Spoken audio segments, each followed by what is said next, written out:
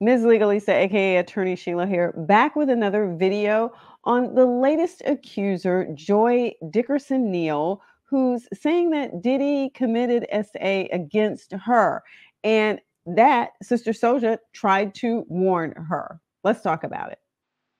Yeah. Let me start off by saying I felt like this one was a little short on the facts, a little light on the facts, not heavy at all.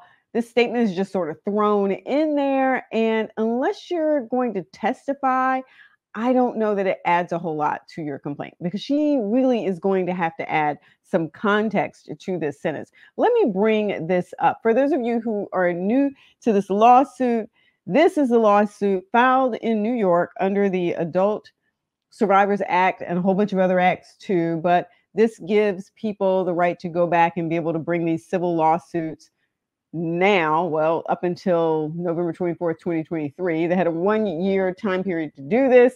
Basically, they would not have been able to do this because the statute of limitations would have passed. But now they can, or they could, up until the 24th. So you see here, she is suing Sean Combs, aka P. Diddy, Bad Boy Entertainment, doing business as Bad Boy Records, Combs Enterprises, LLC, the defendants.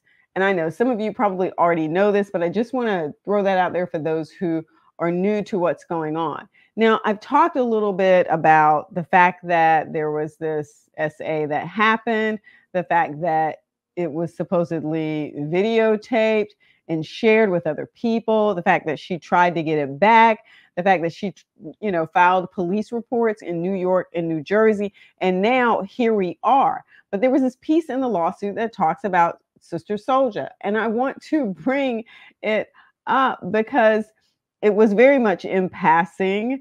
And like I said before, I just feel like it's very light on the facts here.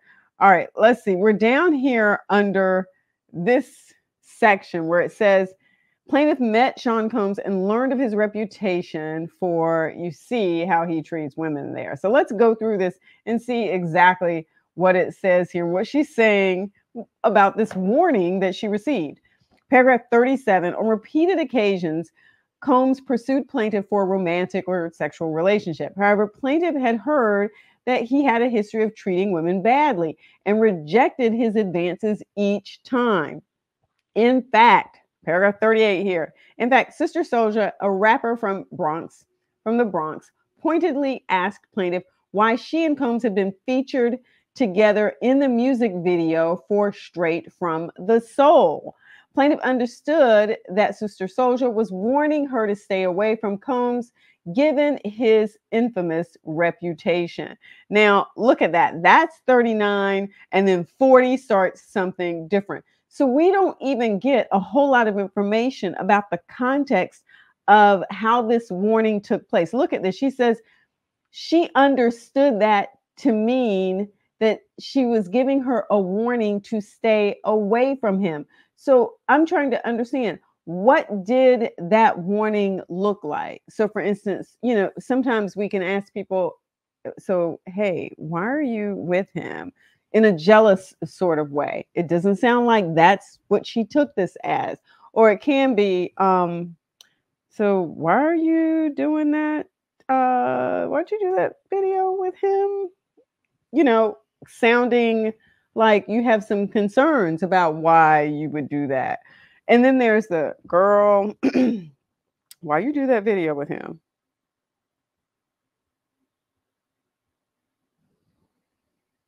And you get these long pauses and long stares, like trying to tell you that, and maybe it's hush hush, like, girl, why you do that video with him? I don't know. Like, what was the context? None of this is provided here. She doesn't say or give us any indication of how this was said to her, who else was around, when it occurred. And so when I talk about something being light on the facts, that means that if you're going to testify about this, you need to be ready to fill in the blanks, because I see lots of blanks in this statement. We literally have, I guess, 3 paragraphs here where she lays this out and nothing else.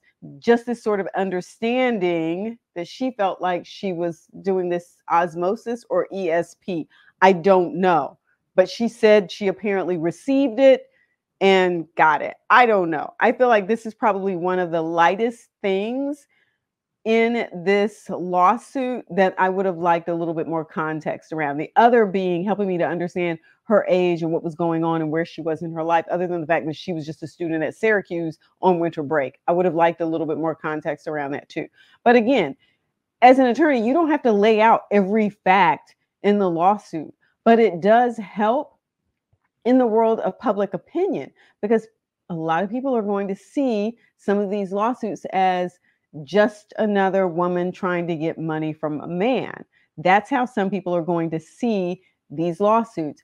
It is helpful sometimes to add some of this information in there. And I'm not trying to beat people down by not putting this information in there, but the fact that she, has named people in this lawsuit, these are possible witnesses. And I'm not talking about Sister Soulja here, but I'm talking about Devontae Swing from Jodeci, and then her friend, I forgot the name of, and I think there's also a security person who might be mentioned too.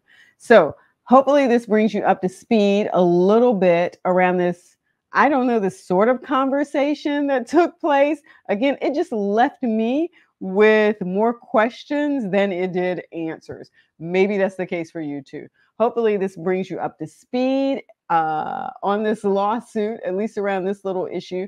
Don't forget to hit the notification bell so that you don't miss a thing as I continue to dive deeper into this lawsuit so that we understand a little bit more about what's going on. Peace.